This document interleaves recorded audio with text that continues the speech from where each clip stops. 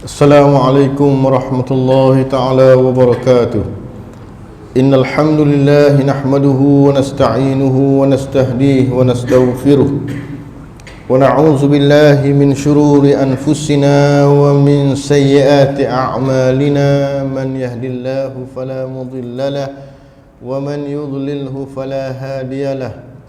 Wassalatu wassalamu ala Rasulillah wa ala alihi wa ashabihi ومن دعا بدعوته واستنى بسنته واقتدى بهديه إلى يوم الدين. سبحانك لا علم لنا إلا ما علمتنا إنك أنت العليم الحكيم.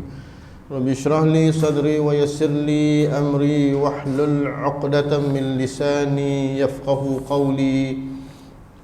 اللهم افتح علينا فتوح العارفين وارزقنا فهم النبيين بحق إيماننا وخاتم الأنبياء والمرسلين.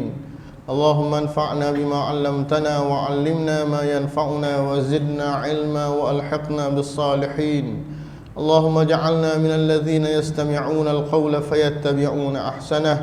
ربنا آتنا في الدنيا حسنة وفي الآخرة حسنة وقنا عذاب النار. صلى الله وسلم وبارك على سيدنا محمد wa ala alihi wa sahbihi wa baraka wa sallam. Alhamdulillahi rabbil alamin. Thumma amma ba'd. Dimuliakan tuan-tuan haji, puan-puan hajjah, sidang hadirin, sidang jemaah yang dimuliakan Allah Subhanahu wa taala sekalian. Sama-sama kita panjatkan kesyukuran kehadrat Allah Subhanahu wa taala pada malam yang mulia ini. Allah Subhanahu wa taala menanugerahkan kita nikmat yang paling besar dalam kehidupan manusia, iaitulah nikmat iman dan juga nikmat Islam. Bahkan kita sepatutnya berbangga menjadi an akuna musliman, mesti berbangga menjadi seorang muslim. Al-Ustaz Al-Marhum Fathiyakan, tuan-tuan Google Fathiyakan, namanya seorang ulama dari Beirut, dari Lebanon, tokoh gerakan Islam. Dia mengarang satu karya yang berjudul Apa Ertinya Saya Menganut Islam. Madza ya'ni intimai lil Islam. Asalnya dalam bahasa Arab, kemudian diterjemahkan dalam pelbagai bahasa Inggeris dan juga bahasa Melayu kita. Dia menceritakan apakah ertinya saya menganut Islam dari sudut sebagai seorang individu. Buku yang sangat menarik, yang kita katakan tidak pernah pudar dan tidak ada expired date. Tidak ada expired date walaupun beliau telah lama meninggal dunia, tetapi ianya sering dibaca untuk kita sentiasa memperbaharui niat kita, tindak tanduk kita, amalan ibadah kita dan seterusnya, sama ada dalam pelbagai aspek kehidupan manusiawi di dunia ini sebelum kita semua dijemput oleh Allah Subhanahu wa taala. Mudah-mudahan Allah Subhanahu wa taala mengurniakan hidayah dan taufiknya kepada kita, keluarga kita, sahabat handai, jiran, tetangga dan seterusnya seluruh muslimin muslimat, sama ada yang telah pergi meninggalkan alam buana ini ataupun yang masih ada. Mudah-mudahan diberi limpahan rahmat, kurniaan, inayah Allah Subhanahu wa taala. Seterusnya, pada minggu-minggu yang lalu kita masih lagi memperincikan, menyebut tentang adab-adab hari Jumaat. Pada muka surat 90 kita telah baca sebahagian pada muka surat tersebut. Qala al-musannif rahimahullahu ta'ala wa nafa'na bi'ulumihi fid darain amin. Walaupun kita tengok setiap hari Jumaat di kalangan kita sudah pasti kita telah melakukan adab-adab ini, ataupun dalam bahasa fiqahnya disebut sebagai sunanul Jum'ah, iaitulah sunat-sunat, sunanu yaumil Jum'ah, sunat-sunat yang tertentu pada hari Jumaat. Kan? Yang kita sebutkan pada minggu lalu, kita nak pakai baju hijau, nak pakai baju merah, nak pakai baju kuning, nak pakai baju purple, tidak menjadi masalah pada hari lain. Tetapi khususnya pada hari Jumaat. Bab pakaian pun ada disarankan, aulanya, terutamanya orang lelaki yang wajib padanya Jumaat untuk memakai ahsanus thiyab, sebaik-baik pakaian, yang iaitulah sebaik-baik warnanya iaitulah colornya warna putih. Kemudian tatkala kita nak pergi pada hari Jumaat tersebut, ianya sesuai dengan hadis Nabi sallallahu alaihi wasallam bersabda, "Man raha fi sa'atil ula faka'annama qarraba badanah, wa man raha fi sa'ati tsaniyati faka'annama qarraba baqarah, wa man raha fi sa'ati tsalisati faka'annama qarraba kabashan, وَمَنْ رَاحَ فِي السَّاعَةِ الرَّابِعَةِ فَكَأَنَّمَا قَرَّبَ دَجاجَةً وَمَنْ رَاحَ فِي السَّاعَةِ الْخَامِسَةِ فَكَأَنَّمَا قَرَّبَ بَيْضَةً فَإِذَا خَرَجَ الْإِمَامُ طُوِّيَتِ الصُّحُفُ وَرُفِعَتِ الْأَقْلَامُ وَاجْتَمَعَتِ الْمَلَائِكَةُ عِنْدَ الْمِنْبَرِ يَسْتَمِعُونَ الذِّكْرَ أو كما قال صلى الله عليه وسلم muttafaqun alaih wa lafzatu rufi'atil aqlam 'an al-Baihaqi al-Iraqi. Setengah riwayat pada yang terakhir sekali itu rufi'atil aqlam itu adalah lafaz yang dipilih oleh ulama hadis, antaranya al-Imam al-Baihaqi. Hadis ini cukup glamour tuan-tuan. Hadis Bukhari juga meriwayatkan, Muslim dan juga beberapa tokoh hadis, An-Nasa'i dan juga Abu Daud. Semenjak kecil lagi, barangkali ketika kita masih kecil, seolah-olah kita sering mendengar orang-orang tua, barangkali datuk nenek moyang kita dulu sering kejar kita di hari Jumaat ketika kita di alam kecil dahulu. Dia suruh pergi bersegera meninggalkan rumah untuk hadir awal ke masjid. Dia tidak sebut baca hadis ini, tetapi mafhum kandungan daripada hadis ini kan, seolah-olah kita ingatkan seumpama bidalan orang Melayu ataupun perumpamaan orang Melayu. Tetapi sebenarnya lokal ataupun kefahaman yang disebut oleh datuk nenek moyang kita dahulu itu sebenarnya kefahaman daripada hadis. Kalaulah dia suruh pergi ke masjid awal pada hari Jumaat itu, dia kata nanti dapat unta, walaupun ada silap sedikit daripada terjemahan asal hadis ini. Dia kata tiap-tiap minggu asyik dapat telur sahaja. Unta besar perumpamaannya kan, korbannya yang aula, yang banyak dagingnya unta, banyak daging besar daripada lembu atau daripada kerbau kan, aula dari sudut afdalnya. Asyik-asyik setiap minggu dapat telur saja, kecil saja telur kan, bukan telur dinosaur. Dinosaur pun tidak wujud. Telur ayam kecil sahaja, nak menggambarkan orang yang datang lewat ini sikitnya pahala, nak menggambarkan satu hadis gesaan, galakan daripada Nabi sallallahu alaihi wasallam. Maka datuk nenek moyang kita dahulu menggunakan maksud hadis ini, seolah-olah kita fikir ketika itu ianya merupakan satu gambaran bidalan orang Melayu. Sebenarnya ia merupakan hadis Nabi sallallahu alaihi wasallam. Siapa yang pergi ke masjid pada hari Jumaat pada jam yang pertama, maka seakan-akan ia berkorban seekor unta. Qarraba maknanya berkorban lah.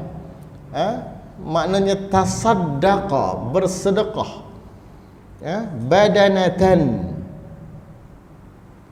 Dan sesiapa yang pergi pada jam kedua, contohnya zuhur kita pukul berapa kan, setengah jam sebelum, barangkali 45 minit sebelum itu, mungkinlah, kita tak tahu, tidak ada satu ukuran.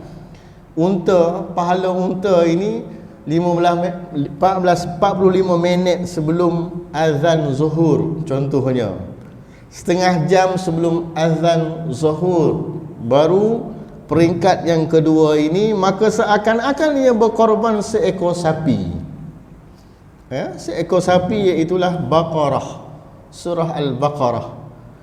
Dalam bahasa Arab memanglah surah Al-Baqarah sapi betina. Tetapi apabila tuan-tuan belajar lebih jauh dalam bab zakat khususnya, dalam bab zakat ada beberapa istilah daripada kelompok lembu itu, musinnah, kambing juga dia ada nama-nama lain. Walaupun kita tahu kambing, anak cucu kita belajar bahasa Arab di SRE, ghanamun seekor kambing, kabshun, kibash. Tetapi dalam kelompok dia itu ada namanya jaza'ah, ada namanya ma'zin dan sebagainya. Umpama harimau juga, dalam kelompok harimau itu namirun, tiger. Tetapi asad, singa. Abu Hafs, Umar Al-Khattab radhiyallahu anhu digelar sebagai Abu Hafsin. Hafsun itu ialah singa, bapa singa, kerana kesikap garangnya Sayyidina Umar Al-Khattab radhiyallahu anhu. Al-Laith juga singa. Banyak kayanya pembendaharaan bahasa Arab ini sebenarnya. Tapi Al-Quran menggunakan Baqarah dalam beberapa ayat, diulang-ulangnya. وَمَنْ رَاحَ فِي السَّاعَةِ الثَّالِثَةِ فَكَأَنَّمَا قَرَّبَ كَبْشًا. Dan sesiapa yang pergi pada jam yang ketiga, maka seakan-akan ia berkorban seekor kibash. Kibash dengan kambing besar lagi, banyak lagi daging kibash, aula kibash dari kambing, untuk berkorban dalam bab udhiyah. وَمَنْ رَاحَ فِي السَّاعَةِ الْخَامِسَةِ وَمَنْ رَاحَ فِي السَّاعَةِ الرَّابِعَةِ فَكَأَنَّمَا قَرَّبَ دَجَاجَةً. Siapa yang pergi pada jam yang keempat, seolah-olah dia berkorban seekor ayam. وَمَنْ رَاحَ فِي السَّاعَةِ الْخَامِسَةِ, siapa yang pergi jam yang kelima, فَكَأَنَّمَا قَرَّبَ بَيْضَةً, seolah-olah dia berkorban sebiji telur. Dan apabila imam sudah keluar naik ke atas mimbar, maka dilipatlah buku catatan dan diangkat segala qalam, dan para malaikat yang bertugas sebagai pencatat duduk di tepi mimbar untuk mendengar khutbah. Nak menggambarkan bahawa besarnya fadilat. Bukan ditutup amal orang datang lepas tu, imam naik atas mimbar, dia lewat, imam ittaqullah usikum wa iyaya bitaqwallahi wa ta'atih faqad fazal muttaqun. Dia masuk belah pintu sana. Tak, imam tak nampak pun dia masuk lewat kan. Apatah lagi masjid yang besar. Tiang saja Al-Azim ni besar meja ni. Tiang saja tak. Al-Azim baru, belum lagi masjid Duta, masjid Negeri Shah Alam, masjid Putrajaya dan sebagainya kan. Masuk belah sana dia semayang. Tadi hadis mengatakan bahawa ditutup buku catatan, nak menggambarkan bahawa meskipun sang hamba tersebut lewat dan dia sembahyang 2 rakaat minimalnya sebelum dia duduk, maka ianya masih berpahala. Wajtama'atil malaikatu 'indal minbari yastami'una adz-dzikr. Maknanya dalam hadis ini nak menggambarkan fadilat at-tabkir fi salatil Jumaah. Iaitulah berawal-awal. Jadi orang tanya kita, awal tu bila? Tidak 45 minit, 30 minit, 20 minit, 15 minit. Kalau ikut kitab fiqh menyebut sebagai yustahabbu an yubakkira bizzihabi ila al-masjid yaumil Jumaah. Kalau nak kirakan berdasarkan hadis, sunatnya berpagi-pagian, berawal-awalan untuk pergi ke masjid pada hari Jumaat itu berdasarkan hadis daripada yang kita bacakan inilah, yang kita bacakan ini, dan waktu jam-jam yang dikira itu kita katakan min tulu'il al-fajar, daripada terbitnya matahari. Takkan nak semayang Jumaat pukul 1.20 contohnya kan, kita nak duduk pukul 8, apatah lagi pada hari ini orang masuk pejabat semua kan. Tapi nak ceritakan, kerajaan rehat pun 12.15, kanak-kanak balik sekolah barangkali pukul 12 itu masih lagi dalam kereta dan sebagainya. Dia tidak ada satu dhabit, satu panduan, tetapi tertibnya ialah yang kita sebutkan pada minggu lalu. Orang lelaki ini disunatkan paling kurang aulanya dia mandi Jumaat tersebut, dia mandi pada hari Jumaat tersebut, untuk mengambil fadilat yang besar tersebut. Iaitulah makmum, dia datang awal, dia bersalahan dengan imam. Makmum dia dituntut datang awal. Nak buat apa ustaz datang awal? Banyak dia boleh buat. Sebab itu dalam masjid dia ada di depan ini khat, dia tulis, ataupun di tepi dinding dia tulis nawaitul i'tikaf fi hadzal masjid sunnatan lillahi ta'ala, beriktikaf, berzikir dengan syarat tidak mengganggu gugat orang lain, bertasbih, bertasmih, baca Al-Quran dan sebagainya. Masya Allah, ya. Itu semua pahala-pahala yang meskipun kita katakan enteng, tapi ini besar fadilat. Setiap bacaan kita, tasbih, tasmih kita, apatah lagi memperbanyakkan salawat ke atas baginda Nabi sallallahu alaihi wasallam. Berlainan dengan imam dalam fiqh, imam maka disebut sebagai fayusannu lahu ta'khira ila waqtil jum'ati iqtida'an bi Rasulillah sallallahu alaihi wasallam wa bi khulafa'ih.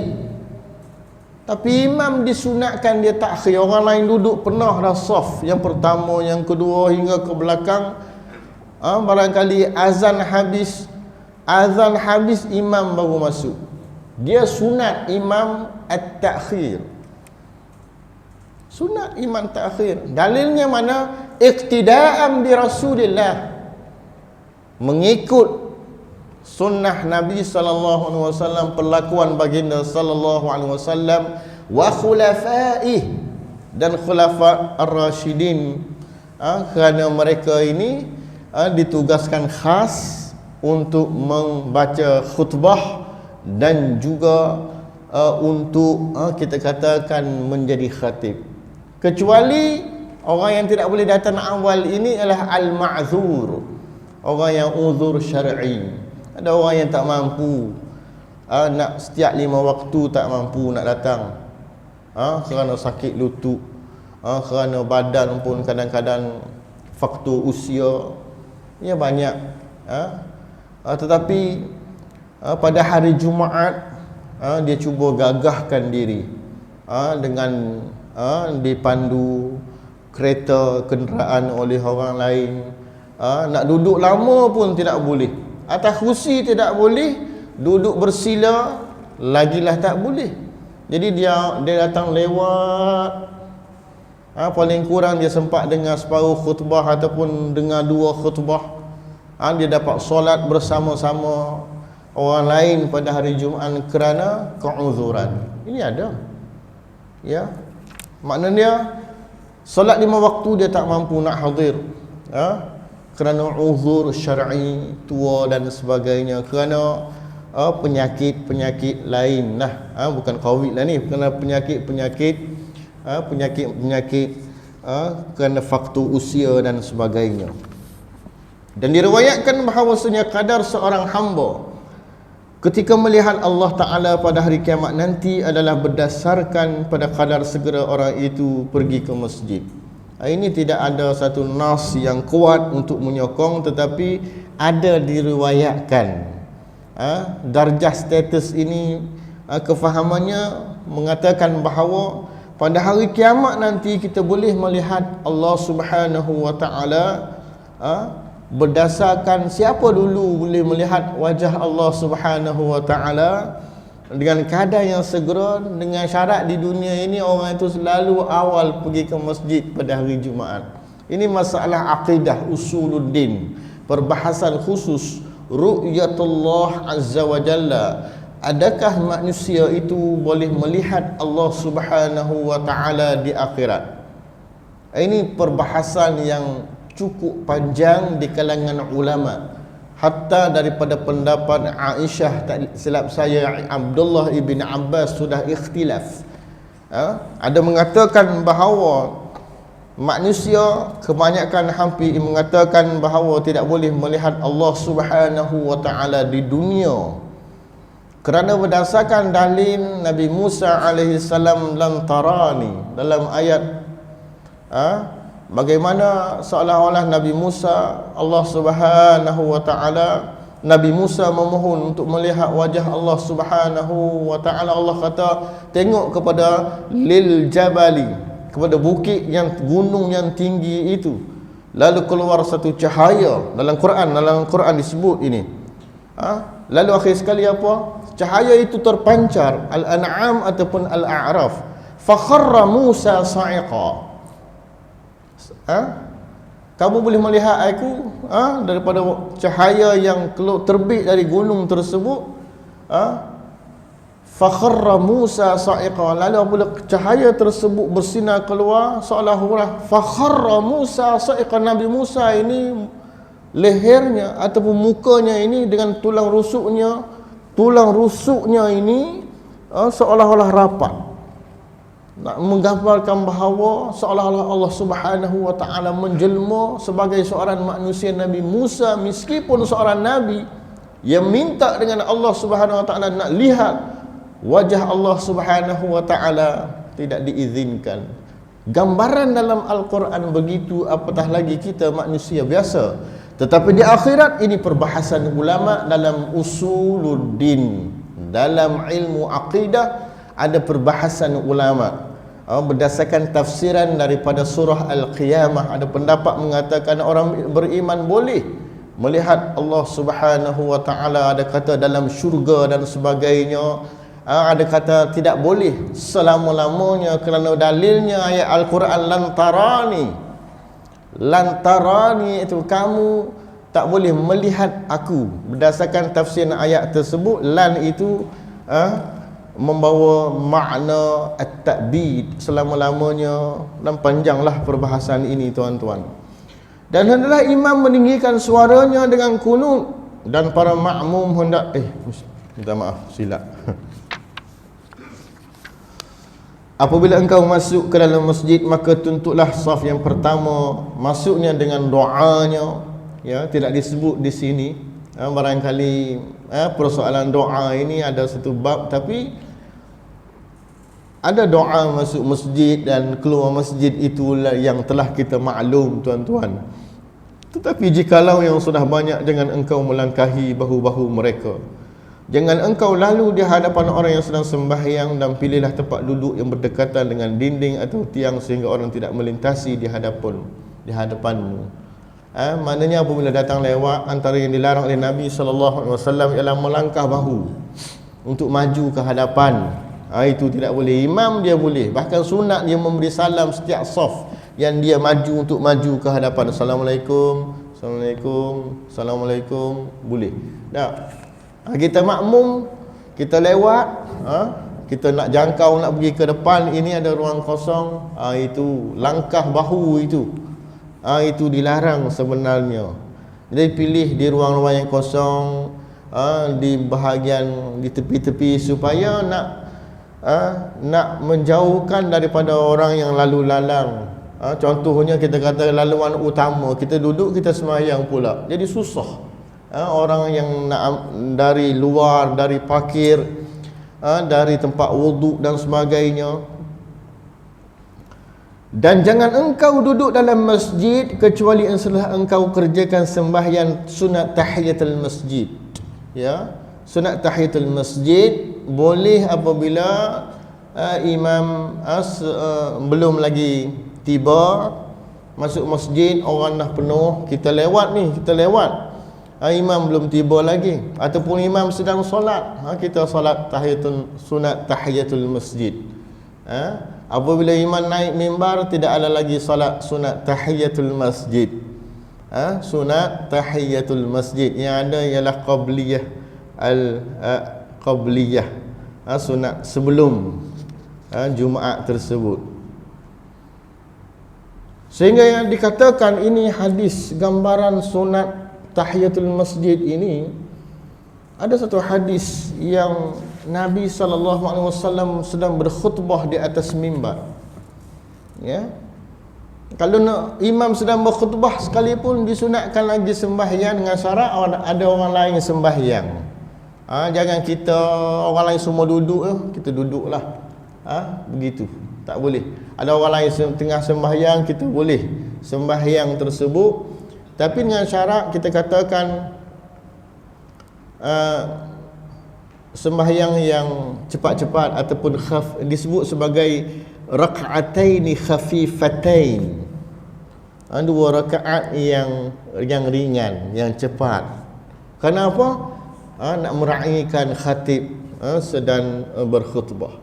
Sehingga dikatakan satu hari Nabi SAW sedang berkhutbah.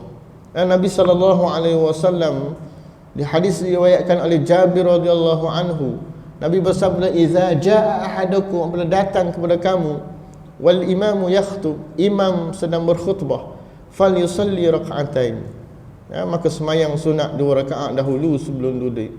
Daripada Jabir juga, Nabi SAW, Jabir menceritakan bahawa seorang sahabat namanya Sulaik Al-Ghatfani, pada hari Jumaat dia masuk ke masjid. Diceritakan kes ini oleh Jabir bin Abdullah.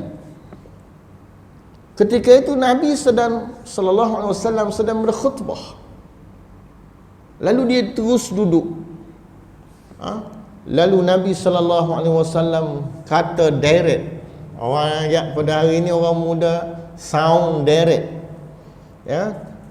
Qum farka', bangun oleh engkau Sulaik Al-Ghatfani, farka', rukuklah, rak'ataini tujawwiz fihima, yang rukuk maknanya sembahyanglah kamu sebelum duduk sembahyang 2 rakaat tersebut, yang sembahyang yang kita katakan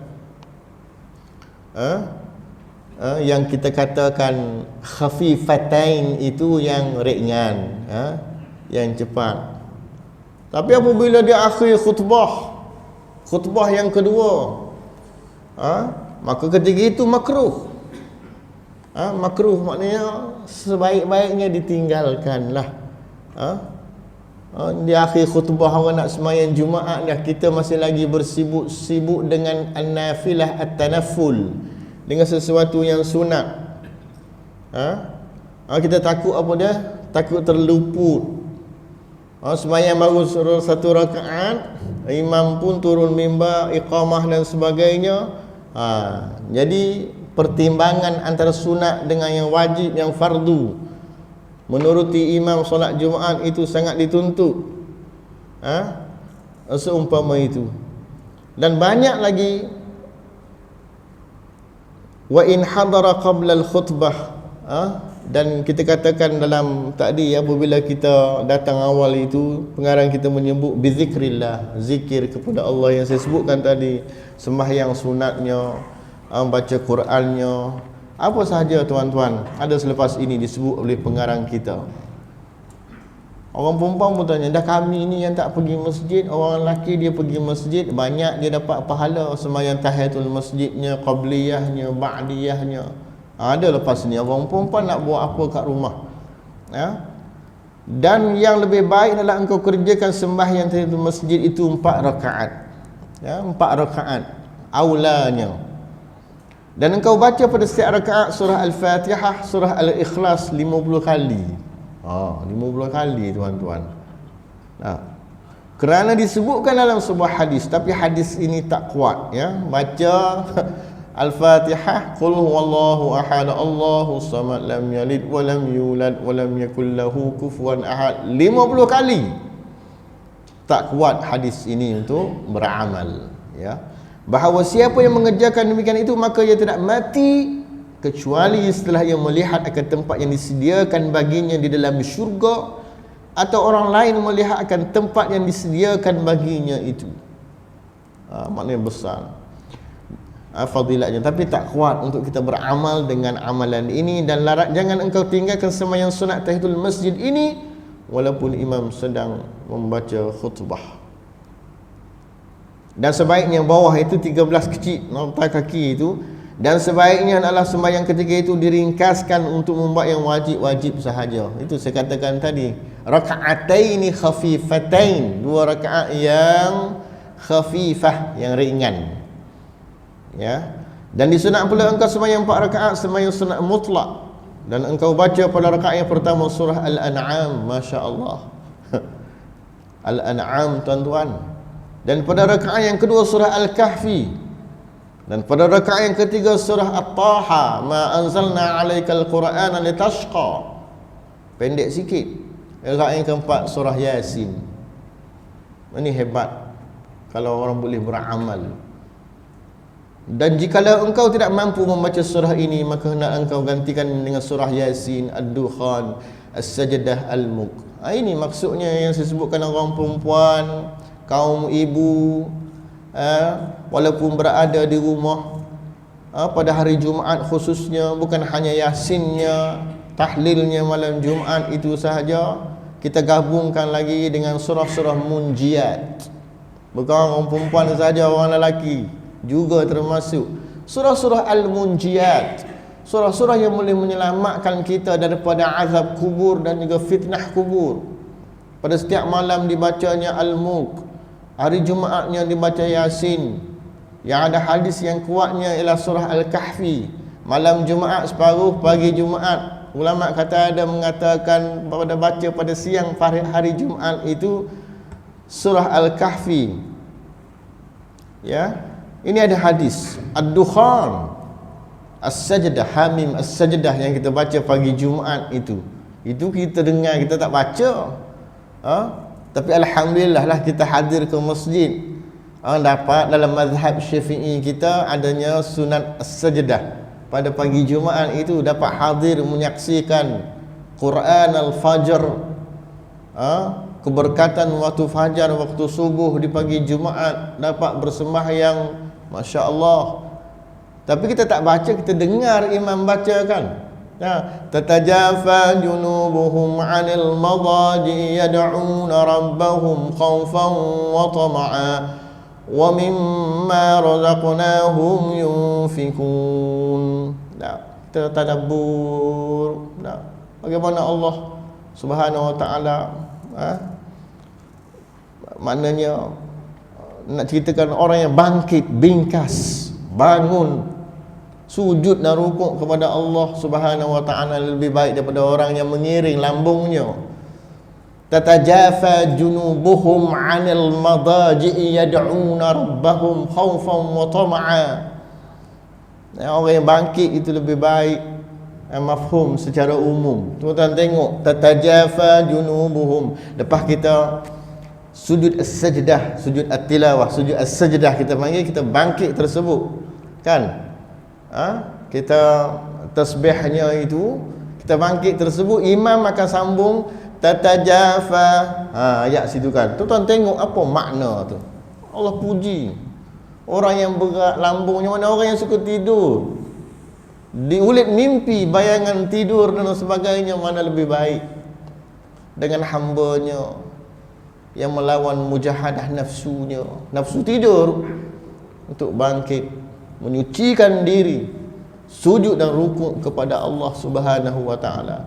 Itu kita dengan iman baca. Apa kata kita baca sendiri pada hari Jumaatnya? Yasin boleh baca hari Jumaat.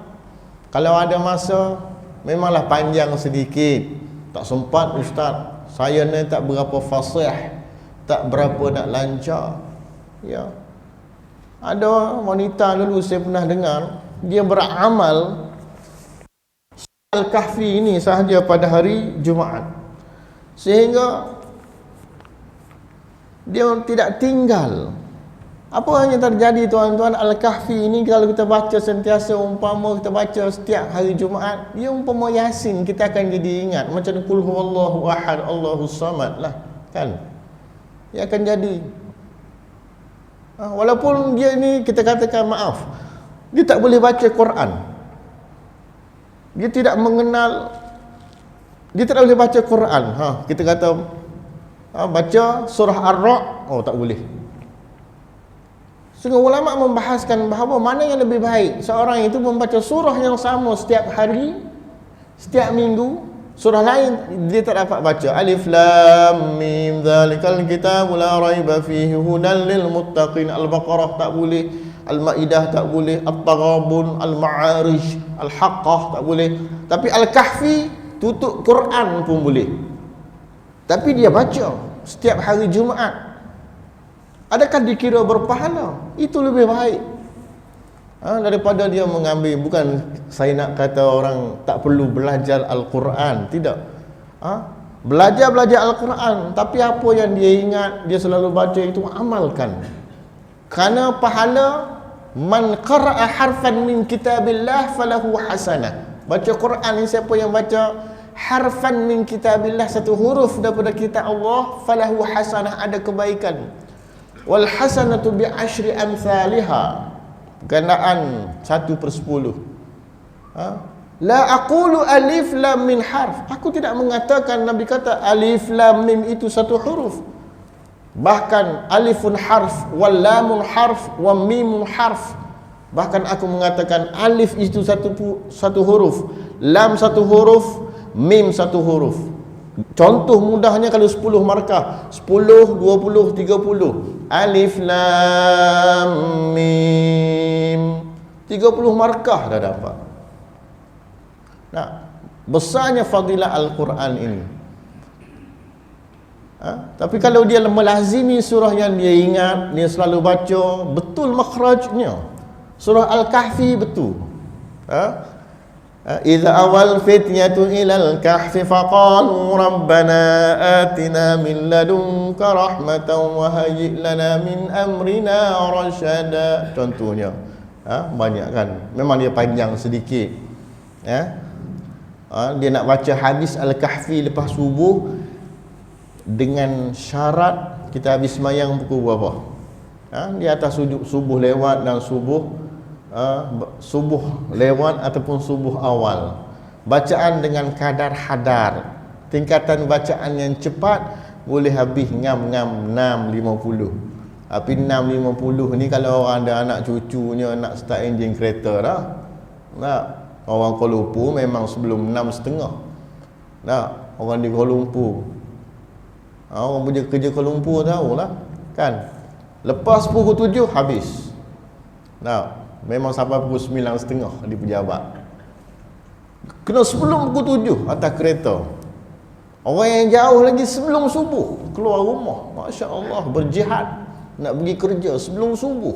Ambil wuduk, mandi siap-siap, ambil wuduk siap-siap, berhenti RNR, semayang subuh, start kereta balik, teruskan. Tiap-tiap hari. Nah, kita Alhamdulillah, tidak ada jam, traffic light je banyak, tak ada masalah. Begitu. Di atas waktu subuh pada hari Jumaat. Kerana hari Jumaat kita kerja, melainkan beberapa negeri yang tidak kerja pada hari Jumaat tidak menjadi masalah. Tapi ala kulli halnya ada waktu masa yang lapang pada siang harinya Jumaat, kita baca paling kurang 10 ayat. Paling kurang 10 ayat. Isyak lah, belum lagi. Berapa minit masuk dah. Jadi surah-surah ini disebut sebagai surah Al-Munjiat. Ya, surah Al-Munjiat, Ad-Dukhan. Walaupun kita jarang-jarang baca, kita tengok Al-Waqi'ah. Nabi sebut siapa yang baca surah Al-Waqi'ah itu, yang mengamalkannya, lam tusibhul faqah, dia tidak akan dikena, tak akan sentuh al-faqah, papa kedana. Apa maqal sallallahu alaihi wasallam. Dan jangan engkau tinggalkan membaca surah-surah ini pada malam Jumaat. Maka kelebihannya sangat banyak. Dan sesiapa tidak mampu membaca surah ini, maka hendaklah ia menggantikannya dengan memperbanyak membaca surah Al-Ikhlas. Qul huwallahu ahad, Allahus samad. Memperbanyakkan mengucap selawat ke atas Rasulullah sallallahu alaihi wasallam. Fadilat selawat pula antaranya Nabi sallallahu alaihi wasallam al-anbiya mendengar selawat daripada umatnya. Nabi menunggu-nunggu, Nabi menyambut orang umatnya yang berselawat ke atas baginda Nabi sallallahu alaihi wasallam. Kerana para anbiya salawatullah wasallamuhum alaihim ajma'in itu meskipun mereka tidak ada di dunia, bahkan jasad mereka, ruh mereka ahya'un fi kuburihim, mereka itu kekal hidup di alam barzakh, mendengar umat dan juga umatnya yang bersalawat ke atas Nabi sallallahu alaihi wasallam. Betapa kasih dan sayangnya Rasul sallallahu alaihi wasallam. Jangan pula kita kedekut untuk memperbanyakkan lisan dan lidah kita berselawat ke atas Rasul junjungan sallallahu alaihi wasallam. Dan apabila imam keluar naik ke atas mimbar, mata pusukanlah segala doa perkataan, hendaklah engkau memberikan perhatianmu sepenuhnya untuk menjawab azan. Setelah itu dengarlah khutbah dengan penuh perhatian dan tinggalkan percakapan sama sekali, kerana disebutkan hadis innaman qala li sahibihi wal imamu yakhtubu ansit faqad lagha wa man lagha fala jum'atalah. Siapa yang berkata kepada kawannya ketika khatib sedang baca khutbah, diamlah kamu, meskipun kepada budak, kepada anak, kepada cucu dan kanak-kanak, hanya dengan isyarat sahaja nak ceritakan, maka orang itu telah sia-sia. Dan siapa yang sia-sia bermakna ia tidak mendapat pahala Jumaat. Satu suara pun tidak boleh didengar meskipun kita nak menegur anak kecil yang buat bising, hanya isyarat, isyarat sahaja. Dan hadis ini masih lagi ada perbincangan dalam konteks semasa pada hari ini. Antaranya orang tanya, dia tak bercakap tapi tangan dia bergerak, bukan dia bertasbih tapi main handphone. Duk tekan handphone, tangan dia bergerak. Macam mana tu hari Jumaat? Dia dengar khutbah, dengar jauh macam tu lah, dengan ekor telinga tak fokus sangat, tapi handphone. Ini juga menjadi ada fatwa saya baca, orang tanya macam mana. Termasuk daripada at-tala'ub, bermain-main ketika khutbah, ataupun tidak fokus kepada khutbah. Itu juga menjadi persoalan lah. Sebenarnya insya-Allah tuan-tuan, kita memberi laluan kepada azan. Mudah-mudahan ada lagi sambungan satu lebih muka surat. Iaitulah lebih kurangnya amalan-amalan pada hari Jumaat, amalan-amalan pada pagi Jumaat, surah-surah yang sangat dituntut untuk kita memperbanyakkan bacaannya, mengulang-ulangkannya. Antaranya ialah 10 ayat paling kurang akhir Al-Kahfi, awal Al-Kahfi paling kurang, untuk selamat daripada fitnah Dajjal, dan banyak hadis-hadis yang lebih kuat. Saya tak tolak Yasin pada malam Jumaat, saya pun baca Yasin, tapi kita seimbangkan Yasin malam Jumaat. Tapi jangan kita i'tikad sebagai satu i'tikad bahawa Yasin wajib malam Jumaat. Tidak, kita tidak i'tikad begitu. Kerana ada hadis tersebut, ada hadis yang lebih kuat mengatakan besarnya fadilat bacaan surah Al-Kahfi. Sebab itu sekolah-sekolah di negeri Melaka, tak silap saya, mereka sudah ambil pendekatan yang win-win. Situasi menang-menang, mereka baca Yasin, mereka baca 10 ayat surah Al-Kahfi.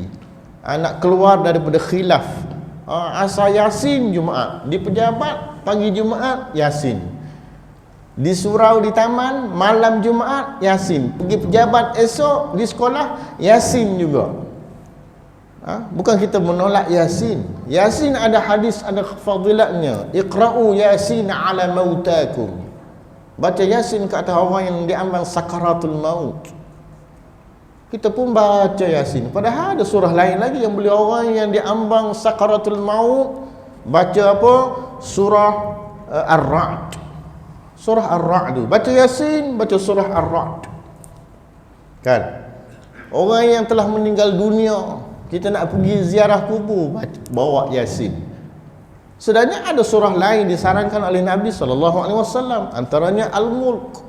Kita baca awal hingga akhir Al-Mulk itu apa? Gambaran Allah Subhanahu wa taala nak beritahu. Allazi khalaqal hayata allazi khalaqal mauta wal hayata liyabluwakum ayyukum ahsanu amala. Ayat-ayat yang awal. Allah Taala menciptakan, menjadikan kematian dan kehidupan kepada kamu wahai manusia, liyabluwakum ayyukum ahsanu amala, nak memberi ibtila, nak ujian kepada kamu wahai manusia, siapakah di kalangan kamu ayyukum ahsanu amala, siapakah di kalangan kamu yang lebih baik amalannya. Dengar kematian, adakah kita menjadi terdetik hati kita? Kita merasa keinsafan bahawa umur dunia ini akan berakhir. Umur kita sendiri akan berakhir suatu masa nanti. Oleh yang demikian, apa yang perlu kita buat, apa yang perlu kita muhasabah dalam kehidupan kita, bagaimana amalan kita nak kita bawa berjumpa dengan Allah Subhanahu wa taala. Ini awal-awal surah Al-Mulk. Surah-surah yang cukup bagus dalam Quran sendirilah. Ya, wallahu subhanahu wa ta'ala a'lam. Wassalamualaikum warahmatullahi ta'ala wabarakatuh. Bismillahirrahmanirrahim. Alhamdulillahi rabbil alamin wal aqibatu lil muttaqin. Wassalatu wassalamu ala Rasulillah wa ala alihi wa sahbihi ajma'in. Allahumma ja'alna minal ladzina yastami'una al-qawla fayattabi'una ahsana. Allahumma anfa'na bima 'allamtana wa 'allimna ma yanfa'una wa zidna 'ilma wa alhiqna bis salihin. Rabbana atina fid dunya hasanah wa fil akhirati hasanah wa qina adzabannar. Sallallahu ala sayyidina Muhammad wa ala alihi wa sahbihi wa baraka wa sallam. Alhamdulillahi rabbil alamin.